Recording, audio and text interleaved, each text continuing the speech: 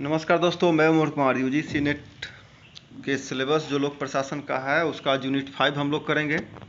इससे पहले यूनिट 4 हम लोग कर चुके हैं। तो पहले प्रश्न से ही शुरू करते हैं बिना समय गंवाए हुए। निम्नलिखित में से कौन से देश ने सर्वप्रथम प्रेस की स्वतंत्रता अधिनियम 1766 का परिवर्तन किया यानी कि लागू किया था? तो ये 2018 के एग्जाम में आ चुका है, आपको पता होना चाहिए। और बता दूं, इसका आंसर होगा बी, स्वीडन। तो आते हैं अगले प्रश्न की ओर दोस्तों। और रिक्वेस्ट है आपसे, अगर आप पहली बार ये वीडियो देख रहे हैं तो चैनल को सब्सक्राइब करें, इसे अपने दोस्तों के साथ शेयर जरूर करें और वीडियो को लाइक भी करें। दूसरा प्रश्न है, एविड आईसी के अनुसार निम्नलिखित में से कौन सा ब्रिटिश संविधानवाद का घटक तत्व नहीं है? ठीक है, ब्रिटिश संविधानवाद का। तो ब्रिटिश संविधानवाद में न्यायिक सर्वोच्चता का वहाँ पे घटक इस हिसाब से नहीं है, तो इसका आंसर होगा सी, न्यायिक सर्वोच्चता नहीं है। आते हैं अगले प्रश्न की ओर। संयुक्त राज्य अमेरिका के अधिकांश राज्यों में स्थानीय शासन की सबसे छोटी इकाई किस नाम से जानी जाती है? 2016 का यह प्रश्न है और इसका सही आंसर है बी, काउंटी।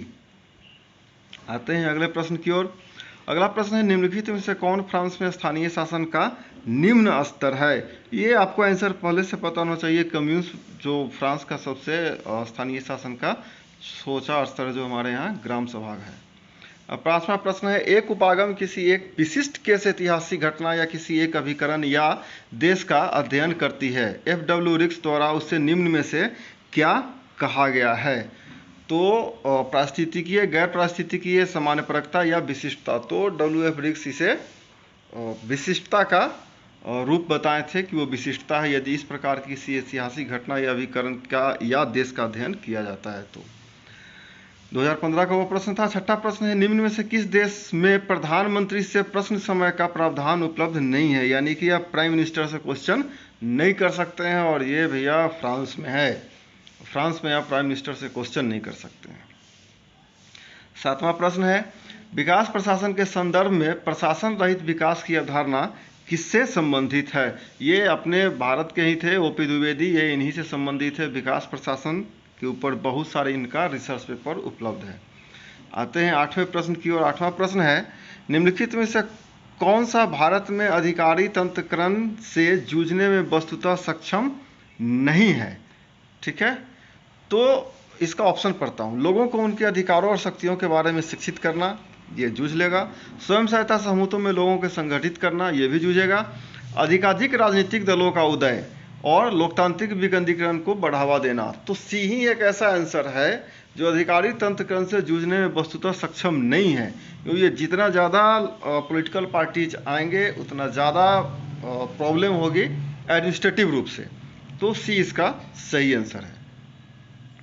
नवा प्रश्न है, विकास प्रशासन के नवीन उपागमों के बारे में निम्नलिखित में से कौन सा एक कथन सही नहीं है? विकास प्रशासन एक समर्थ प्रशासन, प्रबंध संस्कृति, सूक्ष्म प्रबंधन या विकेंद्रीकरण में प्रबंधकीय स्वायत्तता। तो सी इसका सही आंसर है सूक्ष्म प्रबंध, जो है विकास प्रशासन के एकदम से न्यूली नवीन उपागमों में से नहीं है, और सी इसका सही आंसर है। 10वें प्रश्न की ओर आते हैं। लोक निजी भागीदारी का भारत में निम्नलिखित में से किस क्षेत्र में प्राबल्य है? स्वास्थ्य, दूरसंचार, ऊर्जा या सड़क?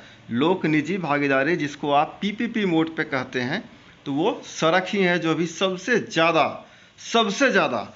ऊर्जा में सरकार किसी के साथ पीपीपी नहीं कर रही है, दूरसंचार में नहीं है, प्राइवेट कंपनी अलग है। स्वास्थ्य में भी प्राइवेट हॉस्पिटल अलग है, सरकारी हॉस्पिटल अलग है। ठीक है, अब वह मैन पावर की सप्लाई प्राइवेटाइज हो सकती है, लेकिन हॉस्पिटल सरकार की होती है। तो सड़क ही एक ऐसा है जिसे सरकार जमीन देती है, प्राइवेट कंपनियां बनाती हैं, और दोनों अपने पैसे उसी अनुरूप से लगाते हैं।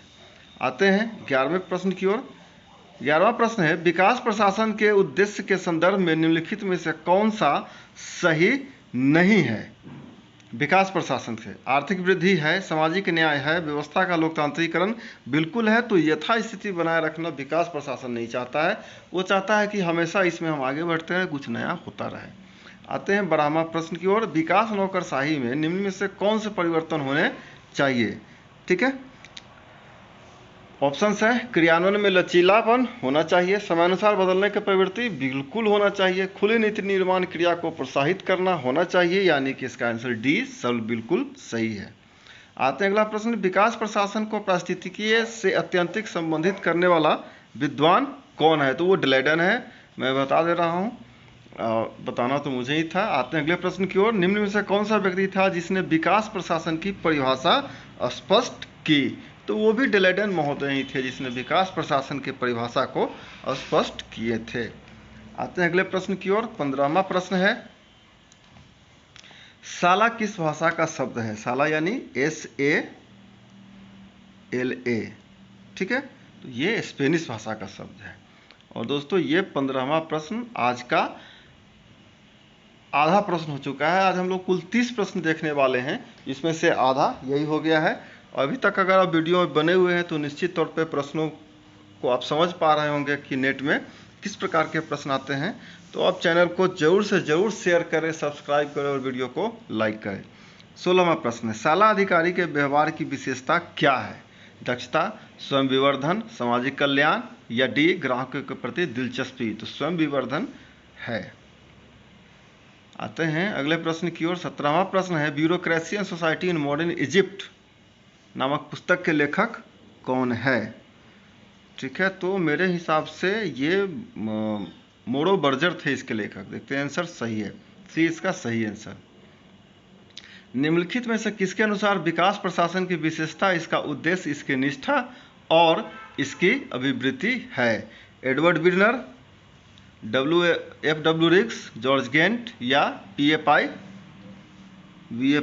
पन्नंदिकर? और ये जॉर्ज गेंट थे जिन्होंने कहा कि विकास प्रशासन की विशेषता, इसका उद्देश्य, निष्ठा और इसकी अभिवृद्धि है। 17वां प्रश्न आ चुका है। 19वां प्रश्न है, मानव विकास सूचकांक के आयामों में निम्न में से क्या क्या शामिल है? ठीक है, तो वो सब शामिल है, ये कंप्लीट है कि जो ह्यूमन डेवलपमेंट इंडेक्स है उसमें सब शामिल है। अब अगला प्रश्न है कि ये बनाया किसने था? मानव विकास सूचकांक के निर्माण में महत्वपूर्ण भूमिका किसकी थी? ये बांग्लादेश के हैं, आपको पता है, महबूब उल हक, ये बांग्लादेशी है जिन्होंने HDI का निर्माण पे सबसे ज़्यादा भूमिका निभाया था। तो अब जो दोस्तों प्रश्न है, प्रश्न संख्या 21 से 30 तक, वो आप जानते हैं कि कथन A होगा जिसमें A और R दोनों सही तथा R A की सही व्याख्या है। B है जिसमें A और R दोनों सही है तथा R A की सही व्याख्या नहीं है। C है A सही है किंतु R गलत है। D है A गलत है किंतु R सही है। तो इसके हिसाब से प्रश्न हमारे पास अब आएंगे और हम शुरू करते हैं 21 से 30 तक। स्थानिक आयाम में विकास पर क्षेत्र तथा स्थान के प्रभाव के अध्ययन की आवश्यकता पर बल दिया जाता है। कारण R, यह स्थानिक आयाम सभी स्तरों पर विकास के लिए भागीदारी को बढ़ावा दिए जाने का प्रयास है। तो ये R जो है वो A की सही व्याख्या है, तो A सही आंसर होगा।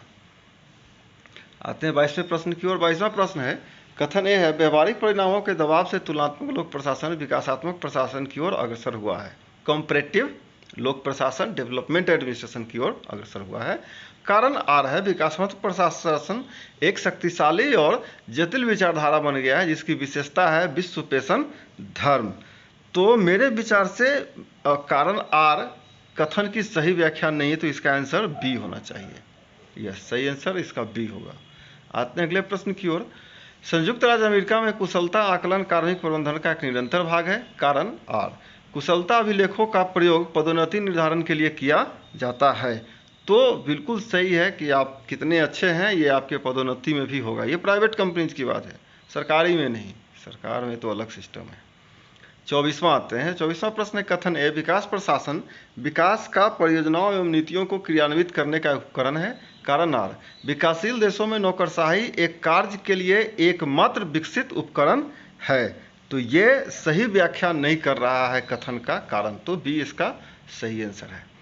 25वां प्रश्न है, विकास प्रशासन की एक अन्य महत्वपूर्ण विशेषता प्रशासनिक कुशलता होती है और कारण R है, इसके अभाव में विकास के अधिकतम लक्ष्यों को प्राप्त नहीं किया जा सकता है।